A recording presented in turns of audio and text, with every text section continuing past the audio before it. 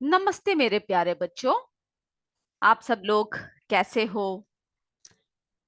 आज हम लोग क्या कर रहे हैं? अपना इकाई 6 जीव जगत के बारे में आज हम लोग चर्चा कर रहे हैं।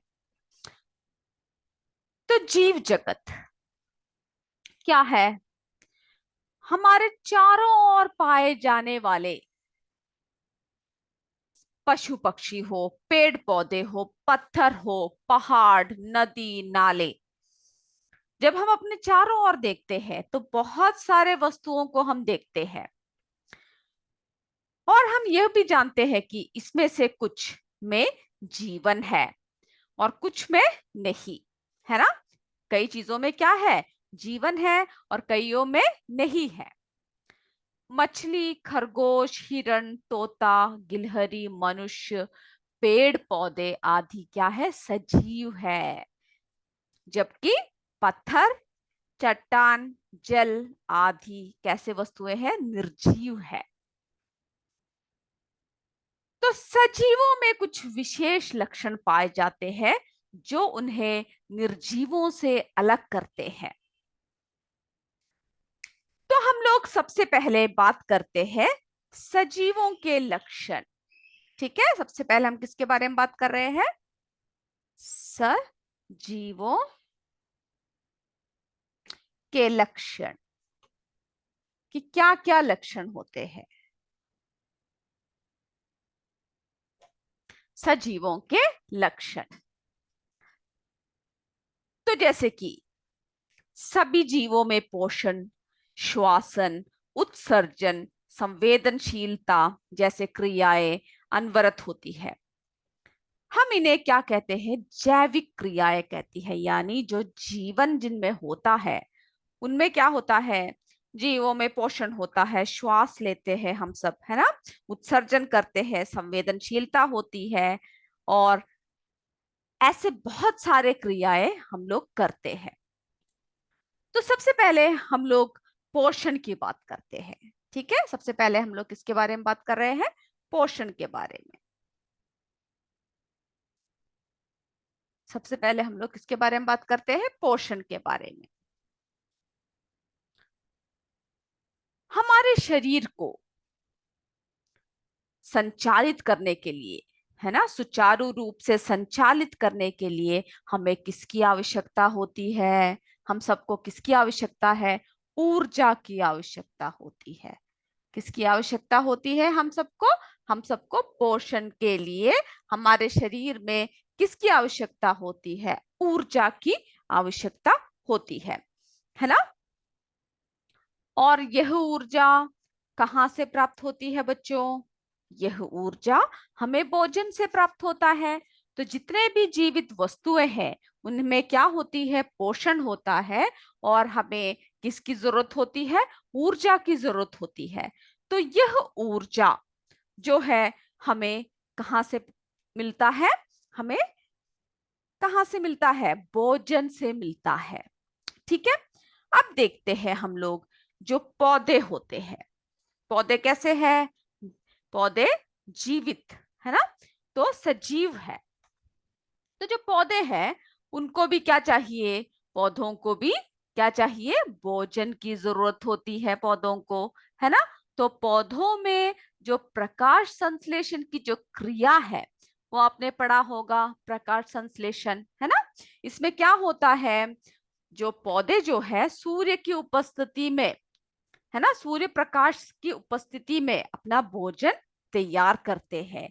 क्या करते हैं? अपना भोजन तैयार करते हैं। जैसे कि हरे पौधे जो है वायुमंडल से क्या लेते हैं? कार्बन डाइऑक्साइड लेते हैं। ठीक है, वायुमंडल से कार्बन डाइऑक्साइड लेते हैं तथा और क्या लेते हैं? मिट्टी से जल प्राप्त करते हैं और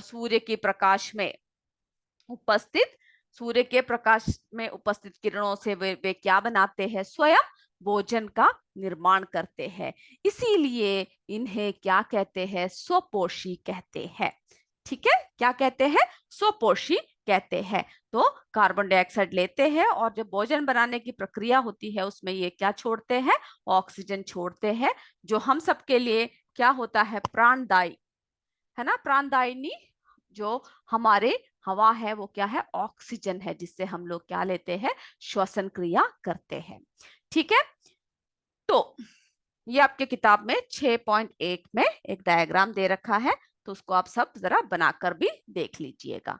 ठीक है, किस तरह से सूर्य के प्रकाश की ऊर्जा में यानी सौर ऊर्जा से अपने भोजन, है ना, अपना भोजन तैयार करते हैं, वो आप जरा बनाकर देखिएगा।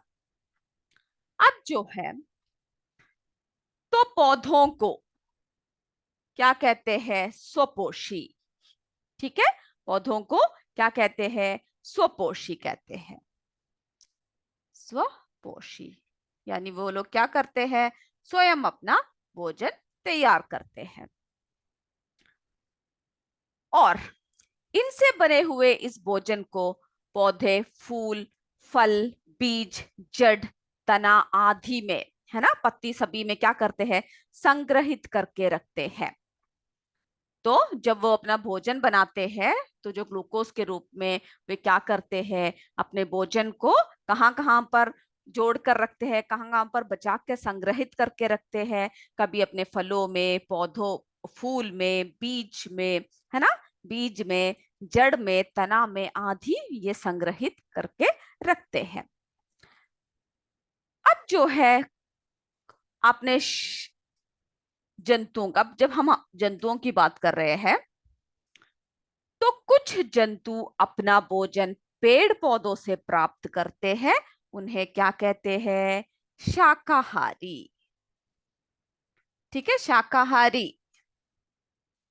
शाकाहारी कौन है, जो अपने, कुछ जंतु जो अपना भोजन कहाँ से प्राप्त करता है, पेड़ पौधों से प्राप्त करता है, उन्हें क्या कहेंगे, शाकाहारी कहेंगे।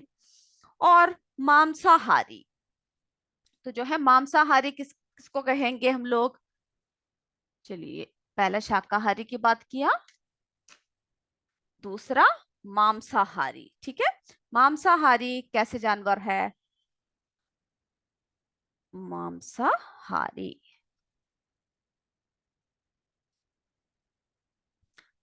यानी वे जानवर, यानी वे जीव, जैसे कि शेर, चीता, बिल्ली आदि, ऐसे जीव जो अपना भोजन पेड़ पौधे एवं अन्य जंतुओं से प्राप्त, यानी जो मांसाहारी होते हैं वो सिर्फ किस में रहते हैं, अपना सिर्फ मांस खाते हैं। ठीक है, कैसे, क्या खाते हैं, सिर्फ मांस ही खाते हैं, जैसे शेर है, चीते हैं, ये सब जो है, जो पौधे शाकाहारी होते हैं ना, उन पर निर्भर करते हैं। यानी पौधों से शाकाहारी अपना भोजन प्राप्त करते हैं, और जो शाकाहारी को कौन खाता है, जैसे कि हिरण हुआ, खरगोश हुआ, इन सबको कौन खाएगा, मांसाहारी खाएंगे। ठीक है, इन सबको कौन खाता है, मांसाहारी, जैसे कि शेर हुआ, चीता हुआ आदि। ठीक है, जो मांस आहार को ग्रहण करता है। और जैसे कि सर्वाहारी, तीसरा कौन सा आता है, तीसरा कैटेगरी है, तीसरा है सर्वहारी। सर्वाहारी, सर्वाहारी कौन है, जो, यानी जो पेड़ पौधे एवं अन्य जंतुओं पर भोजन प्राप्त के लिए निर्भर रहते हैं, यानी दोनों स्रोतों पर क्या करते हैं, अपना भोजन के लिए वे निर्भर करते हैं। ठीक है, तो हमने किसके बारे में बात किया, हमने शाकाहारी, मांसाहारी और सर्वाहारी के बारे में बात किया। ठीक है, एक चित्र दिखाते हैं, ये देखिए, शाकाहारी जो सिर्फ क्या खाते हैं, जो सिर्फ, देख रहे हो ना, पेड़ पौधे खाते हैं, शाकाहारी। शाकाहारी क्या खाते हैं, सिर्फ पेड़ पौधे, यानी उन्हें क्या कहते हैं, हर्बीवोर कहते हैं, वेजिटेरियन। ठीक है, शाकाहारी। और कार्निवोर यानी मांसाहारी, जो सिर्फ क्या खाते हैं, मांस ही खाते हैं, है ना, जो नॉन वेजिटेरियन, जो जो क्या नहीं खाते, सब्जियां कुछ नहीं खाते, पेड़ पौधे नहीं खाते, सिर्फ मांस खाते हैं, उन्हें हम, उन जीवों को हम मांसाहारी कहते हैं। और सर्वाहारी, सर्वाहारी यानी जो सभी, यानी पेड़ पौधों के साथ साथ क्या खाते हैं, मांस भी खाते हैं, जिसमें कि मनुष्य है, कॉकरोच है ना, ये देख रहे हो बालू, ये सभी क्या है इसके अंतर्गत आते हैं। और भी बहुत सारे जानवर हैं। आप क्या कीजिएगा, उसकी एक लिस्ट तैयार कीजिएगा कि शाकाहारी कौन है, मांसाहारी कौन है और सर्वाहारी कौन है। ठीक है, उसकी एक लिस्ट आप तैयार करके रखोगे तो आपको आसानी होगी। ठीक है, आप आसानी से फिर क्या कर सकते हो, उसको आप लिख सकते हो। अब जो है, तो हमने इतनी बातें आपको बताई। उसके बाद जो है श्वासन। अब दूसरी क्रिया क्या हमने देखा, जो जीवित वस्तुएं होती है, जो जीवित होते हैं, जीवित जंतुएं जो होती है, क्या लेते हैं, श्वासन। ठीक है, श्वासन क्रिया,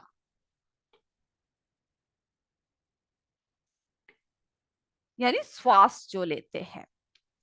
इस क्रिया में इस क्रिया में क्या होता है, सभी को किसकी जरूरत होती है, जैसे कि जंतु तथा पेड़ पौधे, है ना, यानी गैस क्या करते हैं, जैसे कि जंतु सब क्या है, ऑक्सीजन गैस ग्रहण करते हैं। ठीक है, और जो पेड़ पौधे होते हैं वे क्या करते हैं, वे कार्बन डाइऑक्साइड लेकर कौन सा गैस छोड़ते हैं, ऑक्सीजन छोड़ते हैं। और जो जंतु होते हैं, जो हम लोग क्या करते हैं, ऑक्सीजन को अंदर लेते हैं, कार्बन डाइऑक्साइड छोड़ते हैं। और जो पेड़ पौधे होते हैं, कार्बन डाइऑक्साइड अंदर लेकर ऑक्सीजन को वो क्या करते हैं, बाहर को छोड़ देते हैं। सांस लेने के पर वायु के साथ ऑक्सीजन गैस शरीर के अंदर फेफड़ों तक पहुंचती है ना। जब हम लोग सांस लेते हैं तो हमारे कहाँ तक पहुंचता है, हमारे फेफड़ों तक पहुंचता है। ठीक है, ऑक्सीजन द्वारा भोजन का जारण यानी ऑक्सीकरण होता है, और जिसके फलस्वरूप ऊर्जा और कार्बन कार्बन डाइऑक्साइड बनती है। इसी ऊर्जा का उपयोग हम दैनिक कार्य के लिए करते हैं। तब क्या होता है, हम लोग जब श्वास लेने के लिए हम लोग क्या करते हैं, वायु के साथ ऑक्सीजन गैस शरीर के अंदर के फेफड़ों द्वारा हम लोग ग्रहण करते हैं, है ना। और ऑक्सीजन द्वारा भोजन का जो जारण होता है, ऑक्सीकरण होता है, भोजन को जिस तरह से हम लोग क्या कहते हैं, जिस तरह से डाइजेस्ट होता है, दहन होता है। ठीक है, उसके फलस्वरूप जो है ऊर्जा और कार्बन डाइऑक्साइड बनती है। इसी ऊर्जा का उपयोग हम लोग क्या करते हैं, जो दैनिक जीवन में जो हम लोग क्या करते हैं, कार्य करते हैं। ठीक है, जो हम लोग दैनिक जीवन में हम लोग क्या करते हैं, कार्य करने के लिए हम लोग ऊर्जा का इस्तेमाल करते हैं। अब जो है, सभी जीवों में एक साथ श्वासन क्रिया नहीं होता है। जैसे कि मनुष्य है ना। जैसे कि अगर हम मनुष्यों की बात करेंगे, तब क्या है, मनुष्य कहाँ से श्वास लेते हैं, मनुष्य जो है, अगर हम लोग अपनी बात करते हैं तो मनुष्य जो है अपने, है ना, फेफड़ों द्वारा, कहाँ से लेते हैं, अपने फेफड़ों द्वारा श्वास लेते हैं। और अगर हम लोग किसकी बात करेंगे, मछली की अगर बात करते हैं, ठीक है, मछली, ये देखिए मछली जो है यहाँ से अपने गिल्स से, गिल्स, ठीक है, अंग्रेजी में गिल्स बोलते हैं। और जो है गलफड़े, कहाँ से करते हैं, गलफड़े से द्वारा श्वास लेते हैं, यहाँ से मछली श्वास लेते हैं। ठीक है, देख रहे हो ना, ये देखिए इसके अंदर से श्वास लेते हैं। और फिर हम लोग अगर मेंढकों की बात करें, ठीक है, अगर हम मेंढकों की बात करें तब क्या होता है, मेंढक जो है का कैसे कैसे श्वास लेते हैं, पानी में रहने पर मेंढक जो है अपनी त्वचा द्वारा कैसे लेते हैं, त्वचा के द्वारा लेते हैं, तथा जमीन पर रहने से अपने फेफड़ों द्वारा लेते हैं। जब पानी के अंदर होते हैं तो अपने वो त्वचा में छोटे छोटे छिद्र होते हैं, यहाँ से श्वास लेते हैं। और जब पानी में रहते हैं और जब बाहर रहते हैं तब क्या होता है, वे फेफड़ों द्वारा श्वास लेते हैं। तो इससे हमें ये पता चलता है कि हर, है ना, क्या है, जैसे कि कोई भी जीव हो, अलग अलग तरीके से उनमें श्वासन क्रिया होती है। और जैसे कि पेड़ पौधे हैं, पेड़ पौधे क्या है, पेड़ पौधे जो है अपने पत्तियों की निचली सतह पर, इनकी जो पत्तियां होती है ना, इसकी निचले सतह पर अति सूक्ष्म छिद्र होते हैं। ठीक है, अति सूक्ष्म छिद्र होते हैं। तो उसके क्या होते हैं, उनकी जो पत्तियों में निचली सतह पर उपस्थित सूक्ष्म छिद्रों यानी प्रणरंध्र कहते हैं, उसके द्वारा उनमें श्वसन क्रिया होती है। तो हमने देखा कि हर जीव में अपना अपना अलग अलग क्या है, तरीका है। ठीक है, तो श्वसन क्रिया हमने देख लिया। अब देखते हैं उत्सर्जन। अब हम किसके बारे में बात करते हैं, उत्सर्जन के बारे में बात करते हैं। उत्सर्जन तो जैविक क्रियाओं जैसे पाचन एवं श्वसन आदि के फलस्वरूप क्या है, सभी जीवों के यानी हम सबके शरीर में अपशिष्ट पदार्थ बनते हैं, है ना। हम सबके शरीर में क्या होती है, अपशिष्ट पदार्थ होते हैं। ये शरीर के लिए अनावश्यक और हानिकारक होते हैं। तो जो उत्सर्जन इसीलिए होता है क्योंकि हमारे शरीर में ऐसे कई चीजें हैं जो हमारे शरीर के लिए क्या है, आवश्यक नहीं है ना, अनावश्यक और हानिकारक होते हैं। इन अपशिष्ट पदार्थों को शरीर के बाहर निकालने की क्रिया को क्या कहते हैं, उत्सर्जन कहते हैं। तो जो अपशिष्ट पदार्थों को क्या कहते हैं, अपशिष्ट, है ना, अपशिष्ट पदार्थों को जो बाहर निकालने की जो क्रिया होती है उसे क्या कहते हैं, उत्सर्जन कहते हैं। ठीक है, उसे क्या कहते हैं, उत्सर्जन। जैसे कि जंतुओं के उत्सर्जन, जैसे क्या होता है, जंतुओं में जो उत्सर्जी पदार्थ होती है वो जैसे मल है, मूत्र है, वो सब क्या है, हमारे शरीर को जरूरत नहीं है, इसीलिए हम लोग क्या करते हैं, उसे बाहर निकाल देते हैं। जैसे कि पसीना हुआ, है ना, जैसे कि क्या हुआ, मल मूत्र पसीना तथा कार्बन डाइऑक्साइड गैसें आदि हम लोग क्या करते हैं, हमारे शरीर से बाहर निकालते हैं, उत्सर्जित करते हैं। उत्सर्जन क्रिया कहाँ पर भी होता है, तो हमने ये मनुष्यों में देखा और पौधों में भी होती है। ठीक है, उत्सर्जन क्रिया जो है मनुष्यों के साथ साथ कहाँ पर होती है, किन में होती है, पौधों में भी होती है। किन में होती है, पौधों में भी होती है। जैसे कि गोंद जो बाहर निकलता है उनका, जैसे रबर, जैसे रेजिन, हींग, है ना, टैनिन यानी कत्था जो होता है, कथिया जो होता है उनका, और आदि यानी जो शरीर में जो उनके पौधों को जरूरत नहीं है वो सारी लार सब क्या होते हैं, उनके शरीर से अपने आप बाहर निकल जाती है। तो ये उत्सर्जन क्रिया सभी जीवों में होती है। अब अगले हम बात करते हैं संवेदनशीलता की। ठीक है, संवेदनशीलता।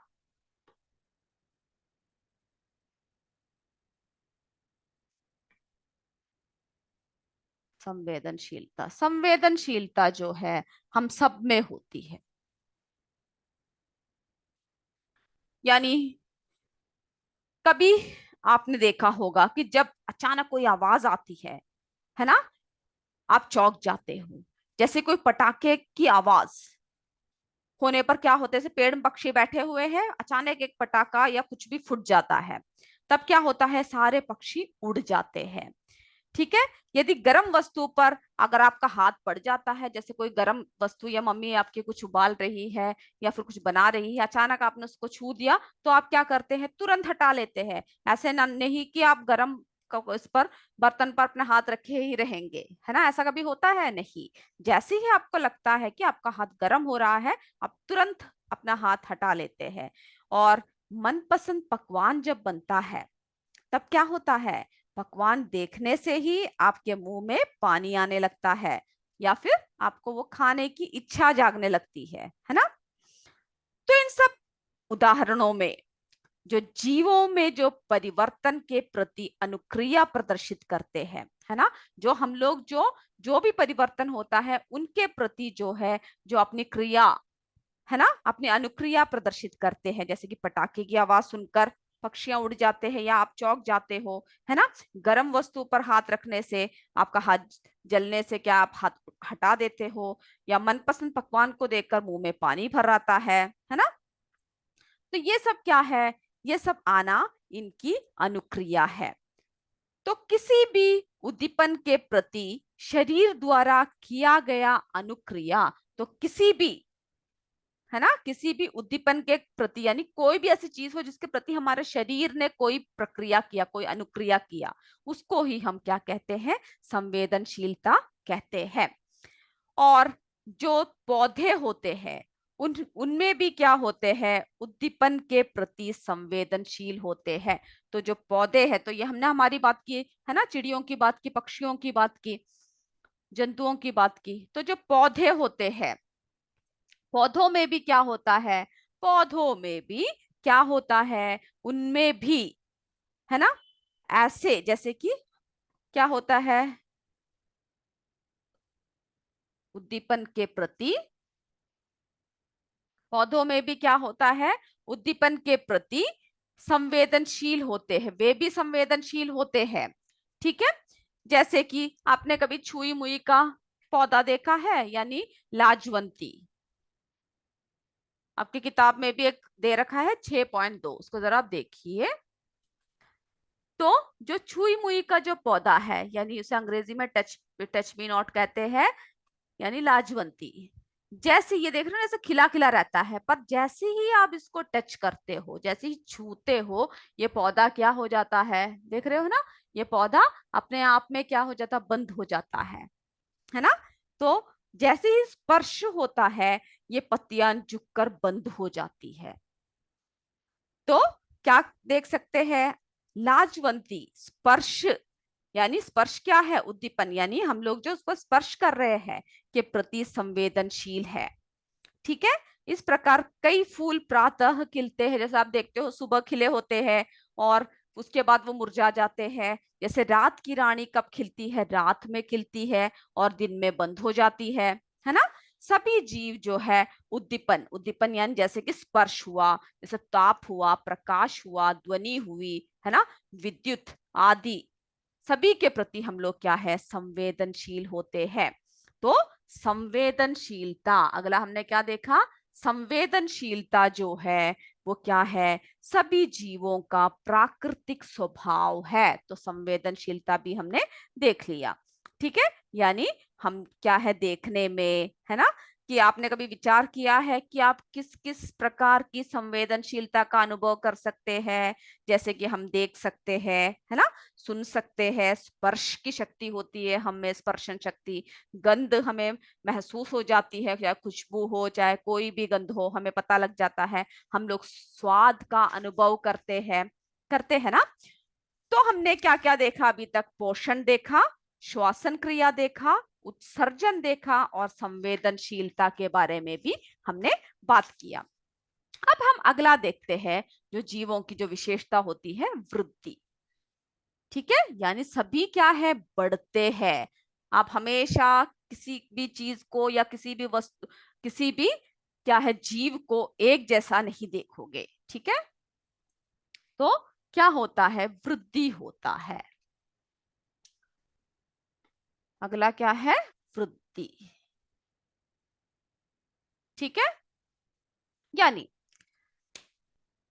आपने कभी मुर्गी के अंडों से, क्या होता है, मुर्गी के अंडों से चूजों को निकलते हुए देखा है, या जब अंडे पर क्या होता है, जब मुर्गी बैठी रहती है उसके बाद क्या होते हैं, थोड़े समय बाद, थोड़े दिनों बाद क्या होता है, मुर्गी जो है उसमें से, अंडों में से क्या निकालते हैं, बच्चा निकालते हैं, है ना, चूजे, छोटे छोटे चूजे। ये देखिए, सबसे पहले क्या है, अंडा है, अंडे के ऊपर जब मुर्गी बैठती है उसे गर्म करती है, उसके बाद उसके अंदर ही अंदर क्या बनने लगता है, चूजे बनने लगता है।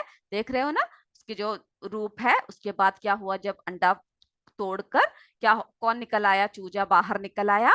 फिर वो चूजा धीरे धीरे क्या हो जाता है, बड़ा हो जाता है ना, धीरे धीरे क्या हो जाता है, बड़ा हो जाता है। तो ये चक्र जो है हमें ये बताता है कि क्या है, वृद्धि हो रही है ना। ये नहीं कि हमेशा ये चूजा ही बना रहा या हमेशा अंडा अंडा ही रहा। क्या हुआ, अंडे से क्या बना, चूजा बनकर चूजे से मुर्गी के रूप में बदल गई। और वैसे ही अगर आप पौधों के बारे में बात करते हो, अगर आप पौधों के बारे में बात करते हो, तब क्या होता है, पौधों में भी, जैसे कि हमने ये टमाटर है उसकी जो है बीज को निकाल कर क्या कर दिया, बीज को रखा, उसमें से क्या निकल आया, अंकुरित हो गया, है ना। अंकुरित होकर क्या हुआ, धीरे जब हमने मिट्टी में डाला तो अंकुरित होकर धीरे धीरे इसमें से जो दो पत्ते देख रहे हो ना, ये निकल आया। और उसके बाद फिर क्या हुआ, थोड़े समय बाद ये एक कैसे एक पौधे में बदल गया, है ना। फिर टमाटर देने लगे, फिर उस टमाटर से ये चक्र क्या हुआ, चलता ही रहा, है ना। तो पौधे में भी क्या होती है, वृद्धि होती है। छोटे छोटे पौधे विशाल वृक्ष बन जाते हैं। समय के साथ साथ क्या होता है, इनमें वृद्धि होती है और ये बढ़ जाते हैं। अब जैसे कि हम लोग मनुष्य को भी देखते हैं, पहले छोटा बच्चा है, छोटे बच्चे से थोड़े से बड़े हो गए, है ना। और उसके बाद फिर क्या हुआ, फिर वृद्धि हो होकर हम लोग क्या हुए, आखिर में बूढ़े हो गए, है ना। तो इस तरह से जो है ये जीवन चक्र चलता ही रहता है। तो जो जीव जगत है ना, जो सजीवों के क्या लक्षण है, सजीवों के लक्षण में वृद्धि भी एक लक्षण आता है। अब जो है अगला लक्षण देखते हैं कौन सा है। तो इन सभी लक्षणों को, जो सजीव है, जो जीवित है, उनमें ही क्या होती है, ये सभी लक्षणें होती है। अब जो है अगला जो है हम बात कर रहे हैं प्रजनन। प्रजनन, ठीक है, प्रजनन यानी अपने जैसे ही क्या होता है, हम लोग प्रजनन से क्या होता है, वो क्रिया जिससे कि हमारे समान ही हम लोग जीवों को उत्पन्न करते हैं। जैसे कि एक चिड़िया हुई, है ना। जैसे कि आप देखोगे कि चिड़िया जो है अंडे में से,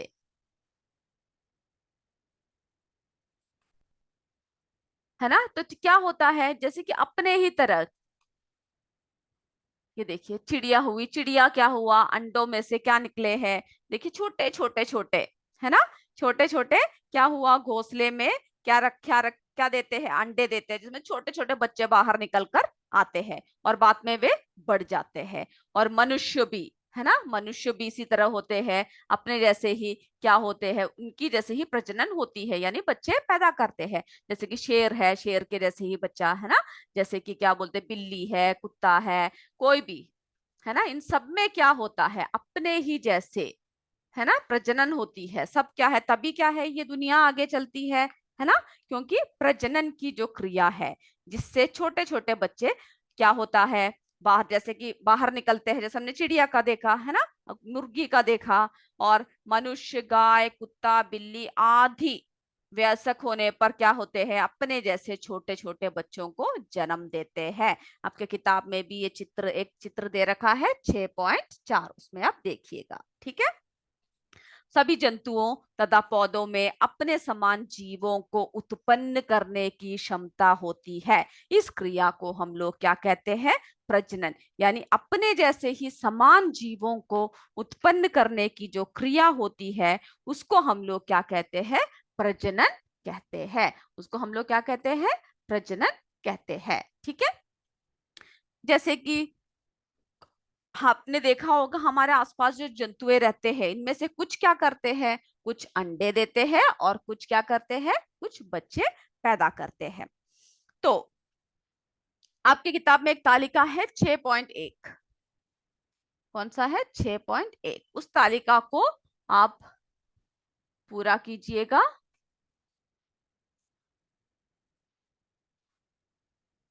ये देखिए तालिका, इसमें क्रम संख्या दे रखा है, अंडे देने वाले जंतु है और बच्चे देने वाले जंतु है। तो आप क्या कीजिएगा, इस तालिका में इनके नाम लिखकर इसकी सूची तैयार कर कीजिएगा, ठीक है। इन सबको आप स्वयं लिखकर तैयार करोगे, कौन कौन से जंतु अंडे देते हैं, कौन कौन से जंतु क्या जो है बच्चे पैदा करते हैं, ठीक है।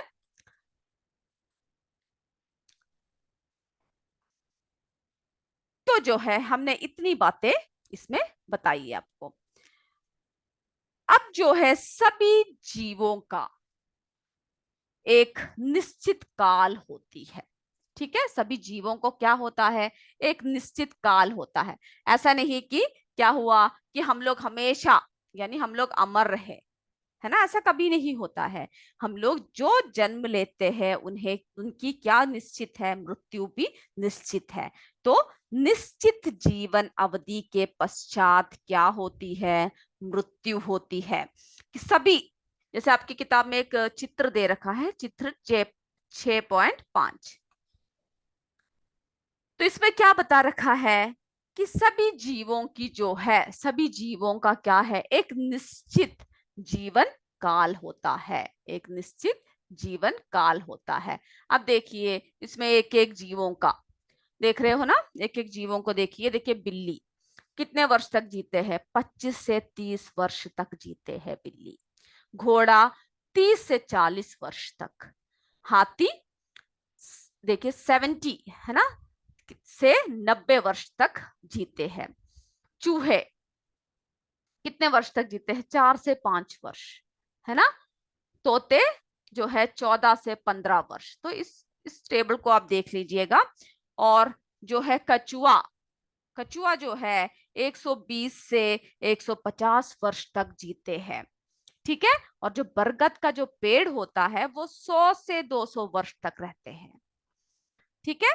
और जो ये देख रहे हो ना, ये जो छोटे ये जो वृक्ष है सिकोया, इनकी उम्र देखिए कितना है, 3000 से 4000 वर्ष तक। देखा कितने वर्षों तक, तो कितने ही पीढ़ियां देखी होगी, है ना, सिकोया ने।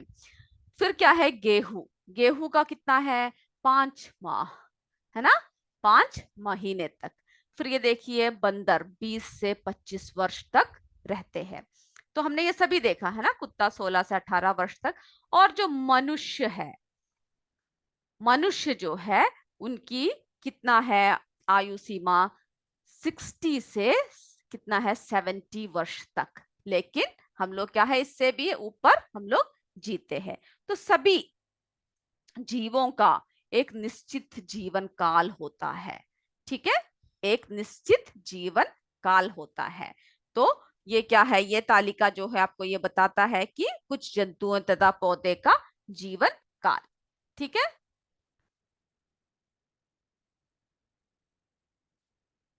अब जो है एक और तालिका दे, तो हमने अब सजीवों के बारे में देखा कि किस तरह से होता है, ठीक है। अब जो है आपके किताब में एक और तालिका दे रखा है, उस तालिका को भी जरा हम देख लेते हैं। उसमें क्या बता रखा है, देखिए सजीव निर्जीव, इसको आपको आपके नोटबुक में लिखना भी है, ठीक है। तो सजीव में क्या है, इनमें पोषण की क्रिया होती है सजीव में, है ना। निर्जीव में क्या है, इनमें पोषण नहीं होता है क्योंकि इन्हें पोषण की जरूरत नहीं होती है। सजीव में क्या है, ये श्वसन करते हैं, है ना, हम लोग क्या करते हैं, श्वास लेते हैं। जो भी जीवित है उनमें श्वसन क्रिया होते हैं। और जो निर्जीव है, जिनमें जीवन नहीं है, ये श्वसन नहीं करते हैं। और सजीव में क्या है, इनमें वृद्धि होती है, हमने देखा किस तरह से बढ़ोतरी होती है। निर्जीव में सीधा इसका उल्टा है, इसमें वृद्धि नहीं होती है। सजीव में देखिए चौथा पॉइंट क्या दे रखा है, इनमें उत्सर्जन की क्रिया होती है। और निर्जीव में इनमें उत्सर्जन क्रिया नहीं होती है, ठीक है। तो जो इसका है, इसका सीधा उल्टा किसमें आएगा, निर्जीव में। और ये उद्दीपनों के प्रति संवेदनशील होते हैं, और ये उद्दीपनों के प्रति संवेदनशील नहीं होते हैं। इनमें प्रजनन किया होता है। और इसमें क्या होता है, प्रजनन क्रिया होती है इसमें। इनमें क्या नहीं होती, निर्जीवों में प्रजनन क्रिया नहीं होती है। तो ये अंतर आप देखोगे, ठीक है, अंतर आप लिखोगे कि किस तरह से सजीव और निर्जीव दोनों में किस तरह से जो है अंतर को दिखाया गया है। तो आज हम इतना ही करते हैं। तो जो आज आपको कक्षा में पढ़ाया गया, यानी सजीवों के लक्षण क्या क्या है, ठीक है, वो सब आप लिख कर आओगे। और उसके बाद क्या करोगे, आप सजीव और निर्जीव में जो है, जो अंतर है, उसको भी आप पढ़कर और लिख कर आओगे, ठीक है। तो आज की कक्षा हम यहीं पर समाप्त करते हैं। अगली कक्षा में हम फिर मिलेंगे। तब तक जय विद्या शक्ति, जय हिंद, जय भारत। धन्यवाद मेरे बच्चों।